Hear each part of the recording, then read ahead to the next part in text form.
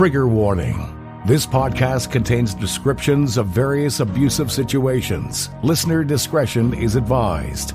You are listening to the Preacher Boys Podcast, a podcast shedding light on decades of mental, physical, and sexual abuse within the independent fundamental Baptist movement.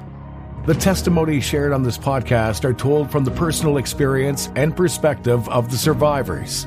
Not all legal outcomes are known or final. Any suspect is presumed innocent until proven guilty in the court of law. Now, here is your host, Eric Skwarczynski. Hey everybody, welcome back to the Preacher Boys Podcast, a podcast dedicated to shedding light on abuse within independent fundamental Baptist churches and equipping survivors on their healing journey. On today's episode, I'm going to be recapping some of the headlines that surfaced this week.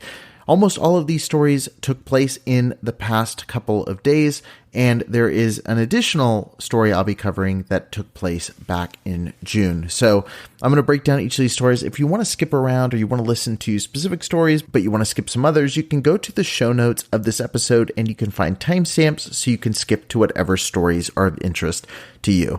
But for those listening through the entire episode, let's get into our first story. This story was originally reported on by Vermilion County First. You can find a link to the article in the description of this episode. On August 1st, Robert Lazzell, former principal of First Baptist School and a deacon at First Baptist Church, was sentenced to 12 years in prison after pleading guilty to criminal sexual assault against former student Michael Young. It's important to note that Lazzell is the third prominent former staff member to be charged with sexual crimes against minors since the late 90s. During Lazzell's sentencing hearing, Young and his family shared their accounts of Lazzell's prolonged pursuit and abuse of Young. Recently, on August 18th, members of the Blue Shirt Coalition, a group supporting Young, gathered outside First Baptist Church along Vermilion Street to protest. Protesters, including Kate Gibson and Melissa Anderson, highlighted the need for open discussions about the issue and the importance of creating internal reporting mechanisms for children who feel unsafe. They urged greater oversight of school and church staff, emphasizing that accountability is not persecution. Despite the protest, church leadership did not engage with the demonstrators and requested media presence to leave the property without providing further comments. And next, a pastor was arrested for masturbating outside of a Walmart. This story involves the pastor of Lighthouse Baptist Church in Antioch, Illinois. The Kenosha County Eye reports that in the early morning of August 10th at a Summers Walmart, an individual was reportedly observed fully naked standing next to a black truck masturbating. The Kenosha County Sheriff's Department made an arrest and the individual was later identified as 57-year-old pastor Thomas Bartmer. Thomas Bartmer, as per his website, which has now been wiped, has been a pastor at Lighthouse Church in Antioch, Illinois. His journey into the ministry began with a Lutheran upbringing, and his history is marked by his involvement with various churches where he held leadership roles, including teaching, preaching, and work with community programs. He began Lighthouse Baptist Church on September 6, 1997, and on March 27, 1999, Lighthouse constituted as a self-sustaining church and was granted official membership in the Illinois Baptist State Association and the Southern Baptist Convention. The church website declares, quote, Lighthouse continues to this day to share the love of Christ to the world, all the while remaining solidly devoted to biblical principles. Behind every act of service is the faithful commitment of its members and leaders to maintain a biblically centered theology and a ministry that brings glory and honor to the name of Jesus Christ. Anyway, after Bartmer was caught masturbating in a Walmart parking lot and saw deputies approaching, Bartmer quickly attempted to get into the truck while still naked. Bartmer later admitted to the act and was arrested on charges of disorderly conduct and lewd and lascivious actions, both misdemeanors. As of now, Lighthouse Church has not issued an official public statement addressing the incident. Our third story comes from Madison, Wisconsin, where Baptist pastor Robert Stine has been charged with child sexual assault following an investigation into allegations that he inappropriately touched children in his care. News 3 reports Robert Stine faces 2 felony charges of first-degree child sex assault, sexual contact, or sexual intercourse with a person under the age of 13, online court records show. In July, Pastor Stine of Midvale Baptist Church had his license revoked for operating the church's Kids Best child care facility in June. The action followed an inquiry by the Wisconsin Department of Children and Families and the Madison Police Department. A young girl reported that Stine assaulted her on 3 separate occasions. Legal documents indicate that the mother of a girl under 13 years old contacted the Madison police in April of the current year about an incident involving her daughter during her participation in Stine's summer camp in 2018 and 2019 at the Midvale Baptist Church. The girl, after a school sex education course about inappropriate behavior, informed her family about 3 incidents involving Stine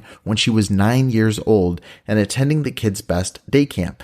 These incidents included Stine inappropriately touching and giving her massages while allegedly erect and other inappropriate behavior.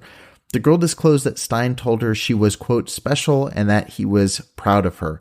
Additionally, there was an incident where Stine made her sit on his lap in the dark during a game called Murder in the Dark and engaged in inappropriate conduct. The girl initially did not know how to react to these incidents due to her trust in Stine as an adult.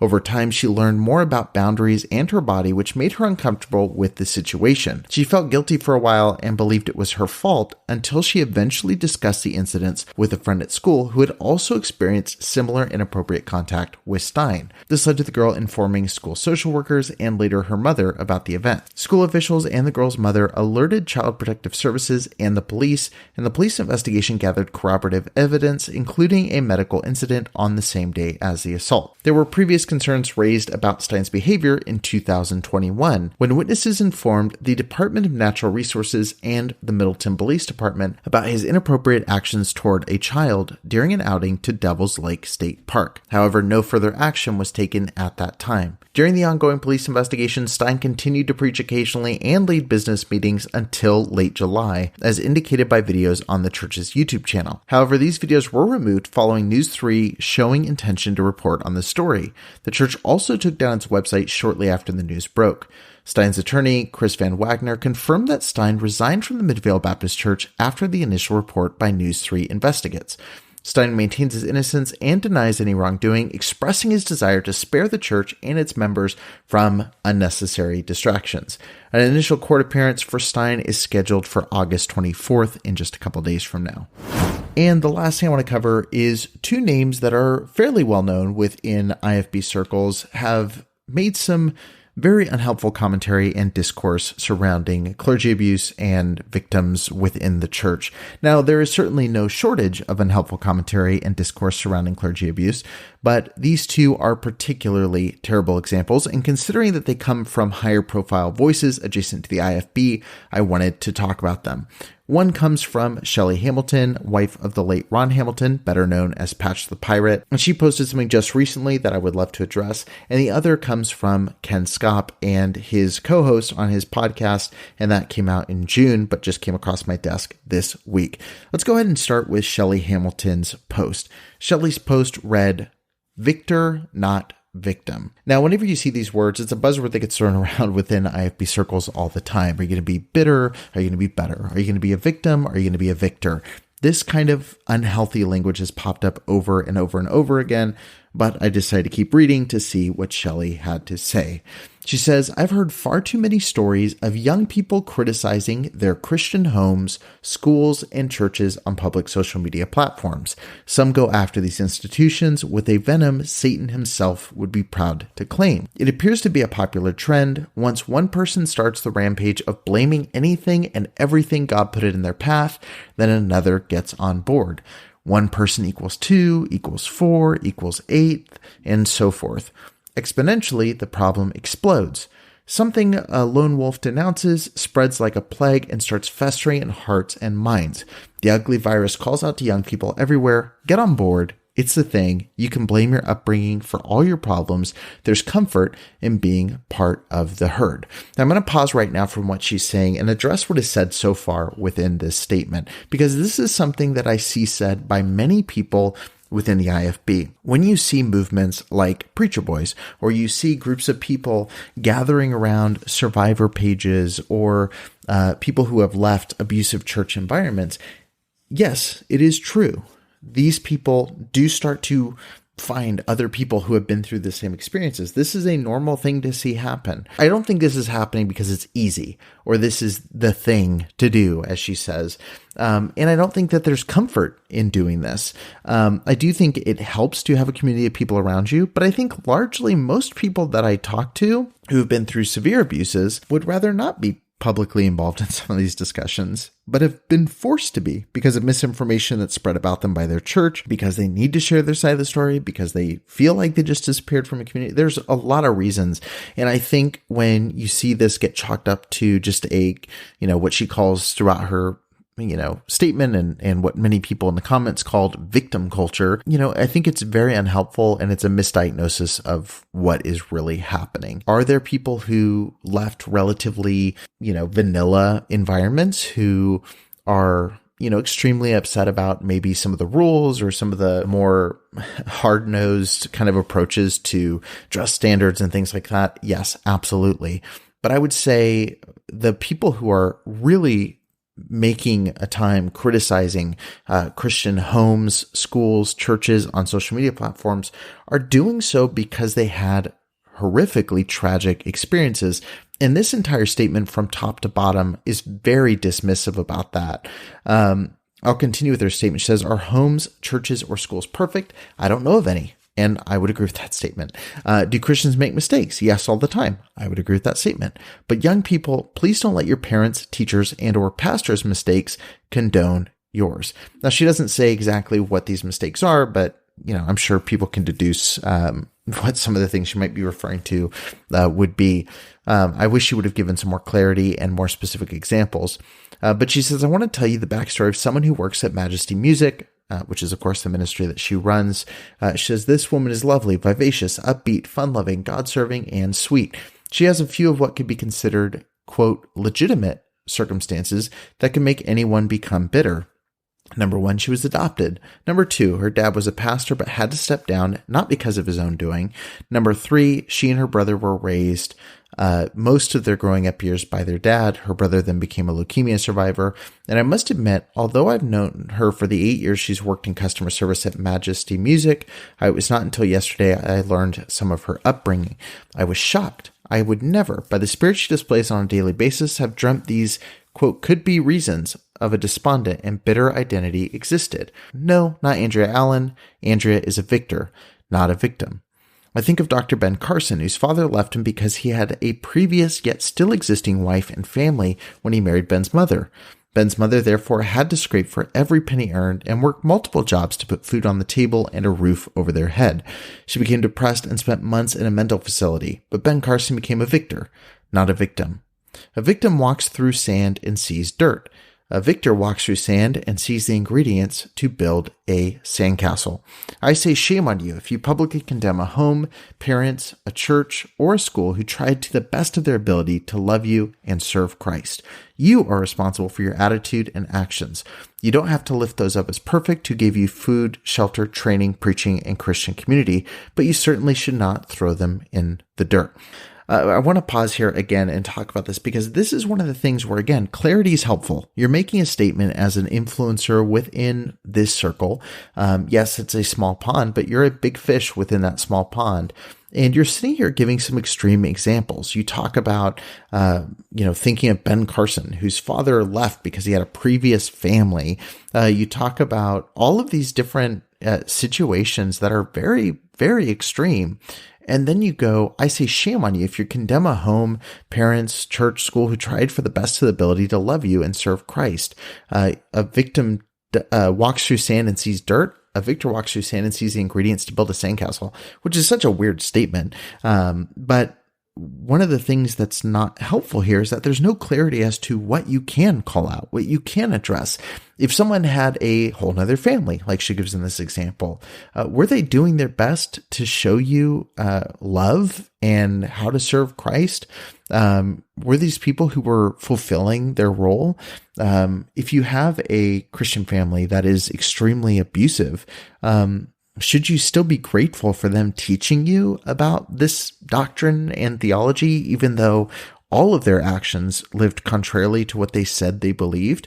And again, this is where she doesn't give any example. And she's speaking to victims and putting more responsibility on victims than to the people who are creating the victims. That's the issue that I see with this statement and with the Ken Schaap podcast I'm going to talk about in just a minute. This whole post is telling victims how they should feel about people who said that they believed one thing and acted completely contrarily to that. I'm going to go ahead and keep reading. It says, "Please be respectful of those who dedicate their lives and substance to rear you and teach you. Forgive the mistakes and don't make them the cause of your bitterness. Listen to the words of one who overcame." Again, what mistakes are we, quote unquote, forgiving? What are the things that happen? Is it abuse? Is it neglect? Is it some of the other examples that you just gave? In which case, what are we being thankful for in these situations? Why are you prodding people to give thanks for this type of person? Now, again, I can agree largely with the idea of, your parents are doing your best and they're going to make a lot of mistakes. As a parent myself, I know this to be true, but you're giving such a broad brush to sweep under the rug so many real horrific traumas that happen within a lot of IFB churches and beyond. She says, quoting Andrea here, she says, "I started taking piano lessons in K-5, continued through most of my school years. Later, I took accordion, marimba, and organ lessons for a short time. I worked as a telephone salesperson in high school and at the information desk in college. Little did I know that God would use all these things to help me many years later in my work at Majesty Music. I used to play the song Rejoice in the Lord over and over on the piano, working through many emotions and feelings. Again, little did I know that I would eventually work for the man who wrote the song. What a gift it is to be part of this family and ministry. I enjoy working on my flower beds, playing hymns on the piano for stress relief, traveling with my husband to the beach and the mountains, cooking and having all my family around the dinner table, loving on my granddaughter, and all things candy corn. And of course, Andrea says, have a blessed day on purpose."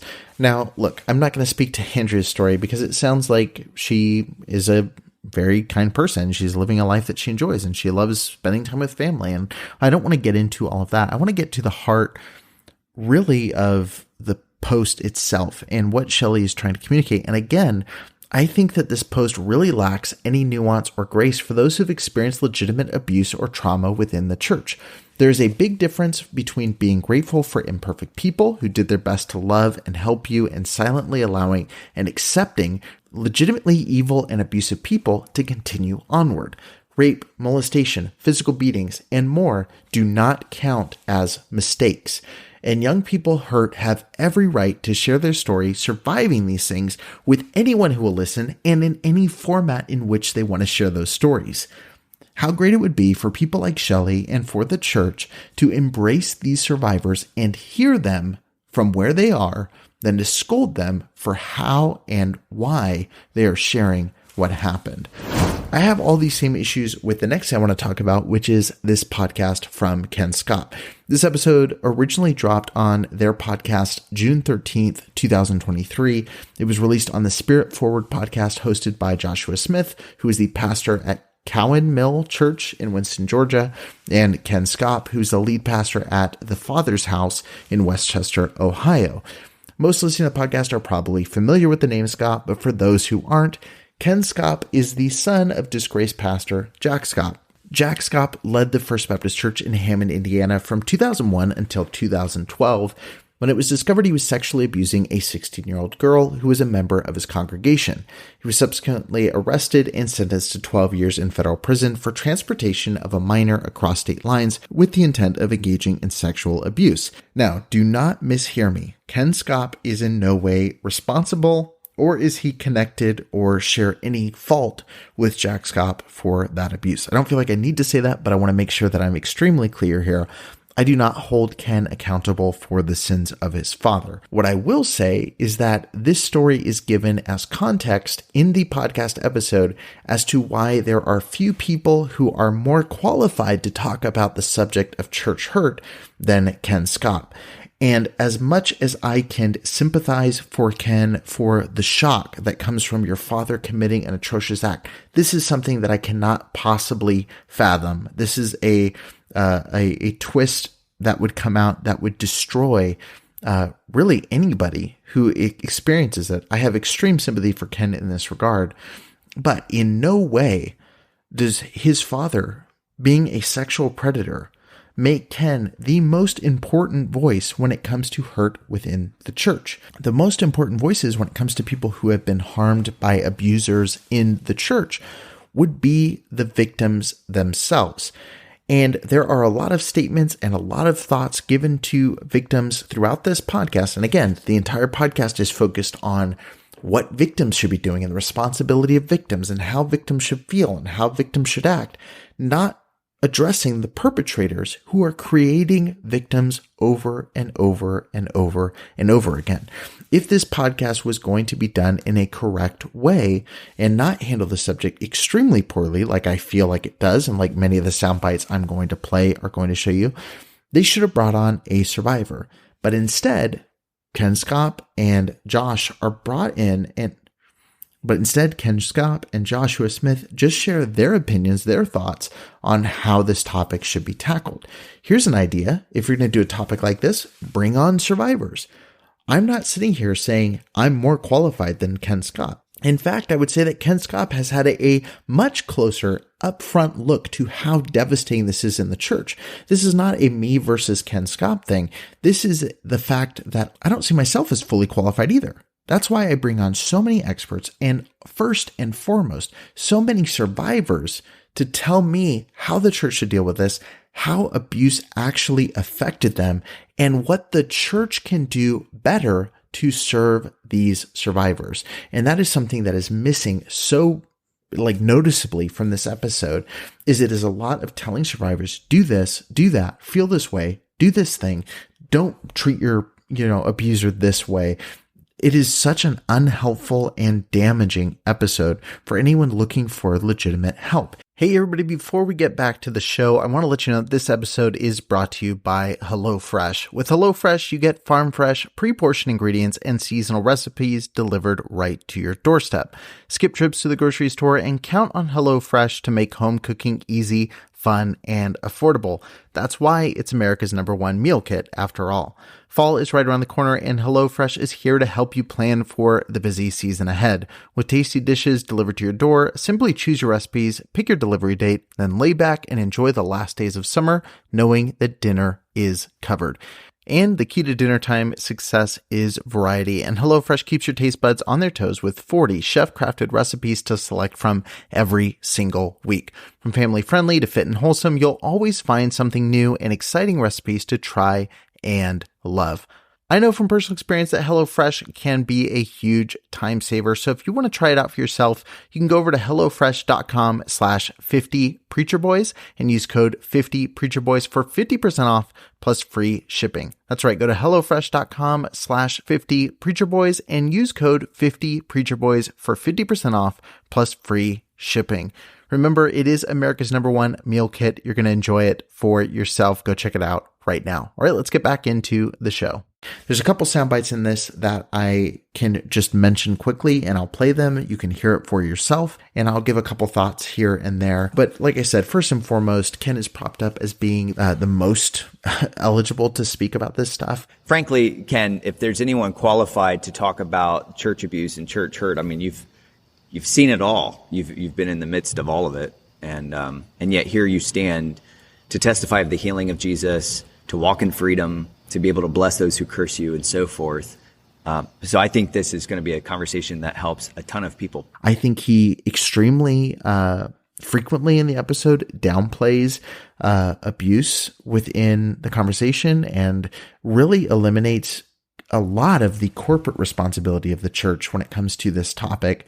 There is a good part of the conversation in the episode where they talk about pastors apologizing, and it's the first time many survivors hear an apology from a pastor. I thought that was spot on, really good stuff. But throughout the episode in other places, they say things that contradict that. Like in the beginning, they go on this bit of a rant about how this stuff has been happening in so many different ministries. There's been a lot of documentaries about it recently. And there's been a lot of church hurt since the church started. And they talk about, if the internet had been around in the day, there'd be some 1-star reviews on Yelp. It's just handled in a very light way. I felt like that was pretty insensitive. And they mentioned that they're not going to be insensitive to that episode, but I felt like honestly they frankly really were. There's always some scandal going on, but it seems that with the popularity of Christian themed entertainment, correspondingly there has been an increase in documentaries and different shows kind of exposing the dark underbelly of different ministries. Yeah. So I know there's been some stuff about Hillsong, quite a bit, right? So what was news headlines 2 years ago is now a documentary. There's been a lot of stuff about the homeschool movement in America. And I think Amazon has done something about, tying the Duggar family to all that. And it's unfortunately, it's always something, right? Mm-hmm. And it's something that myself and many friends of mine in my home church years ago experienced all too personally. So, there's been a lot of church hurt since the church started.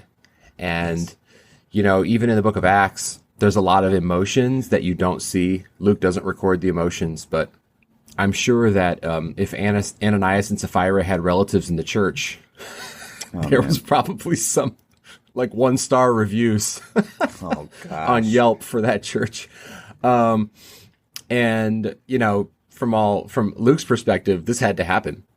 And I don't mean to make light of it, but it's not too soon. It's been 2,000 years. We can make light of that one. We promise we'll be more sensitive towards issues and not be dismissive. Now, Ken does dive in a little bit to some of the background that he had at First Baptist Church of Hammond, but he's pretty vague, legitimately. I mean, he's legitimately pretty vague. He talks a little bit about a couple scandals, but doesn't go into details, doesn't name the church, doesn't name some of the bigger issues that happened. It is a pretty light brush on the backstory there. In my home church, there were several significant scandals that happened before I was born. And growing up, they were talked about, they were called battles, and they were talked about by years. So there was always the Battle of 84, the Battle of 89. Ooh. And I didn't know what that meant, and as a pastor, I understand how difficult a season can be when you lose people. So I can see why they would call it a battle.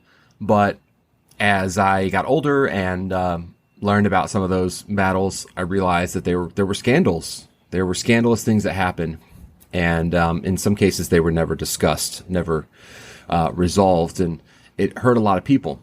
So, like many Christians, I was a part of a church at the time that had those scandals. And then, as we referenced in our Inner Healing episode, a very personal scandal took place when I was in more leadership. I was the vice president of the college there.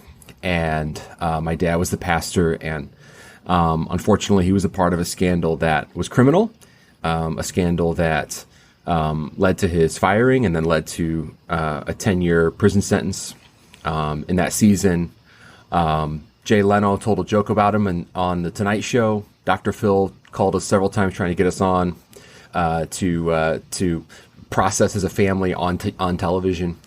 And ABC and NBC News called my cell phone asking for interviews. So it was very public, very, very public news story in the Chicagoland area during that year. And then for a little while, briefly, it was a national story for 3 days, like most news cycles that are national.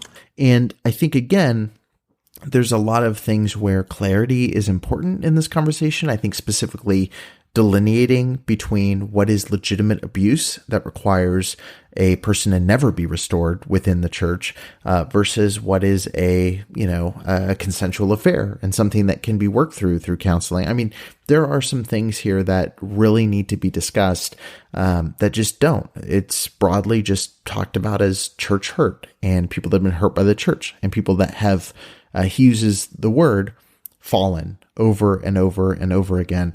But you've got the biblical call for restoration of someone who's fallen. You need discernment. Is this a wolf in sheep's clothing? Was this person ever a follower of Jesus? Is this a cult leader? Right? That's a different approach to dealing with David Koresh from Waco, if he would have survived, and dealing with a pastor who fell.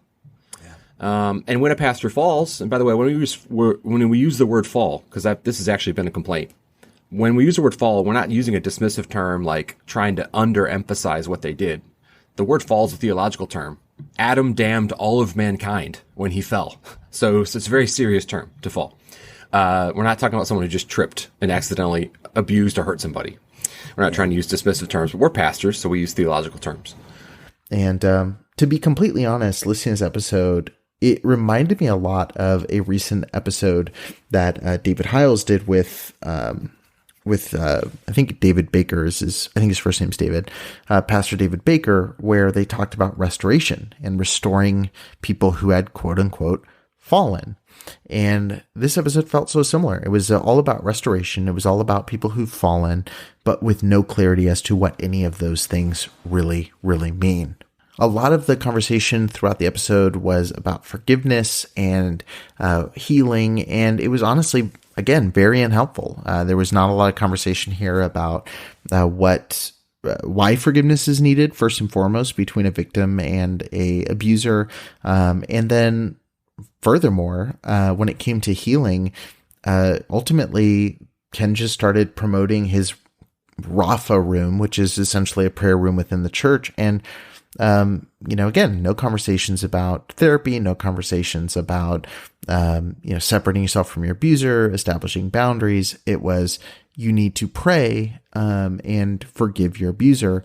Rapha is the name healer of Yahweh Rapha. He's the healer. Yeah. So you have a room for healing. Can you explain to the listener, what is a Rapha room?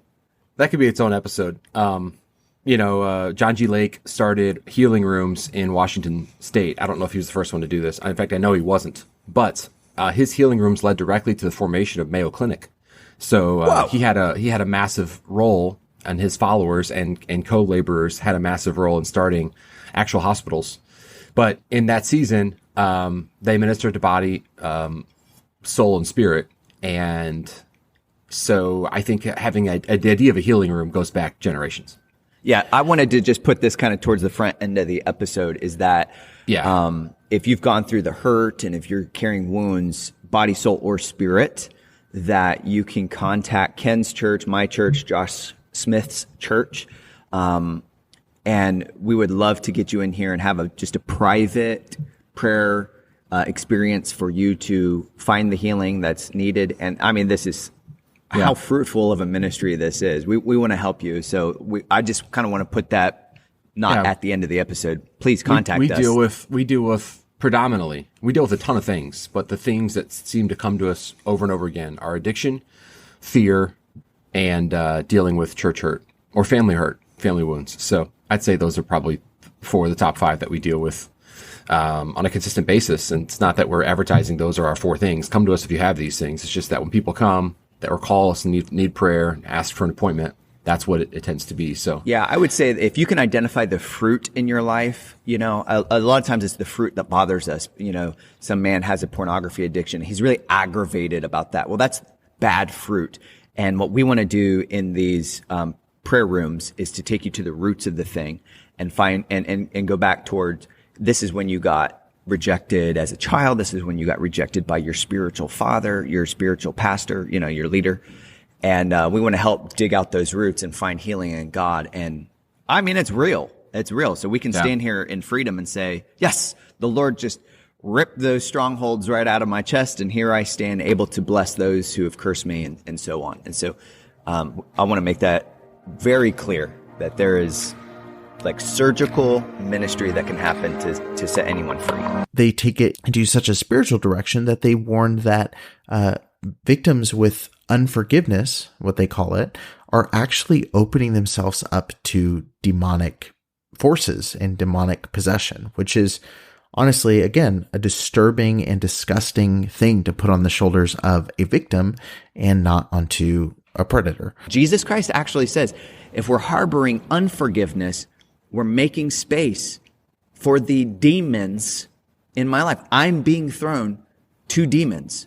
And Paul reiterated this in Ephesians chapter 4 when he said, you let the sun go down on your wrath and you give place to the enemy, which, that's just another way of talking about unforgiveness. So, we're coming at this going, dude, I don't want any victim to have a worse situation by their own unforgiveness and by extension, an open door to demons. Yeah. We don't want you to have the wound and demons, right? We want you free and clear of all of this stuff. And that's where we're coming from. They talk a little bit about the American justice system versus spiritual justice, again, in a very unhelpful way. The American justice system will never satisfy that wound in your heart. There needs to be justice, and there's laws on the books that demand justice. But the righteousness of God and the healing power of Jesus are a separate thing. So some churches get criticized. I've seen this. It hasn't happened to our church I'm aware of, but I've seen churches that do this kind of ministry be criticized because they allowed a person who served their prison sentence come to their church afterwards, and they get criticized for allowing that. And they had rules in place for whatever. And this isn't about anybody that I know personally, but just what I've seen from a distance. And it's like, well, the American justice system played its role, but that person still needs Jesus in their life. They have to find it somewhere. And it's very hard for people to kind of separate the two, right? Like the Lord is going to do his thing, and also the law is going to do its thing. And I've seen it get really messy where people just say because they broke a law, they should never be allowed to do church again. And that just doesn't jive with what the scriptures teach. And then they have, surprise, surprise, the end of the conversation really dives into restoring people who have, again, quote unquote, fallen within the church, which I think is just an unhelpful and dangerous topic to really dive into. Jesus said, love your enemies and bless them that persecute you. Pray for them that spitefully use you. Okay. So that's very clear, right? Like if there's a person you hate and you want God to kill them, you want a millstone to be hung around their neck and for them to be thrown straight into hell. Oh yeah. You need to pray for them. That's what Jesus would tell you. That's what he did tell us. Yes. It does not mean, look, forgiveness is not a dismissing of sin. Jesus forgave us and he paid for our sin. By forgiving us, he did not wipe away the damage of our sin. He dealt with the damage of our sin. And one last kind of crazy curio from this episode is Ken Schaap, who is now, I guess, professing to be charismatic in some way within his ministry, recounts this vision that he claims he had from God, which is just absolutely bizarre. So you'll have to listen to that for yourself. Okay, here's a crazy little charismatic story for you. I had a vision last year in the prayer room here at the church, and I had no context for the vision. Like there wasn't something I was thinking about, but I was just asking the Lord what he wanted to show me about ministry, and he showed me all of these warriors in a field with arrows in their back, and I went through the field and just saw all these men that were wounded, and then he showed me a tent where the tent was filled like a Civil War tent almost. Civil War medic tent, Civil War hospital, just rows and rows of wounded people on cots. Wow. And then he took me outside the tent and he showed me all of these potential doctors, potential healers, potential leaders arguing with each other. And so you have a field full of dying people, you have a hospital full of dying people, and you have leaders arguing and not ministering to these dying people. Yeah. And I think that's a great picture of the church, right? We're arguing over the best method. But again, I've linked to their full podcast in today's show notes. So you can find that there. Listen to the entire thing for yourself if you would like to, and see if you agree, disagree with some of the points that I'm making here. But ultimately, I would just say, and I think people can tell from the highlights of this episode, if you can call them that this is not a helpful episode on this topic whatsoever. But anyway, that's a couple of the stories that have happened and come across my way in the last week or so. I wanted to cover those on today's episode. Let me know what you thought of this breakdown episode. I wanted to give kind of a digest of some of the stories that have happened within the past week and in recent time that need to be addressed and need to be heard about. Let me know if you like this format. Let me know if it's something you'd like to hear more about. I know so many of you are listening to the show to keep up to date on some of the happenings within the IFB movement and some of the adjacent circles to that, like churches that were IFB have moved into the more, fundamentalist sects of the Southern Baptist Convention, but wanted to try out this format, wanted to put together a piece of content that would break that down in an easily digestible way, and really hope this episode was helpful to those that are listening. Thank you so much for listening to the Preacher Boys podcast. I truly do appreciate all the support, all the incredible people that have gotten connected through this show, and look forward to seeing you guys in tomorrow's episode with the one and only Jon Snow. One of the best interviews I think that I've gotten to be a part of in a little while. Really love this conversation. And I felt knocked off my game as an interviewer in the conversation because the episode hit me emotionally like a Mack truck. And Jon is just an amazing person, shares an amazing perspective on his story, and I hope you'll tune in to that episode as well. Again, the best people to listen to when talking about church hurt, church abuse is survivors themselves. So I hope you'll listen to tomorrow's episode with Jon Snow. Again, that drops on Sunday. And thanks again for listening to the Preacher Boys podcast. I'll catch you in the next episode. Thank you for listening to the Preacher Boys podcast. If you appreciated the content on the show, please leave a review on iTunes, and don't forget to connect with us on Facebook, Instagram, or Twitter with the handle @PreacherBoysDoc.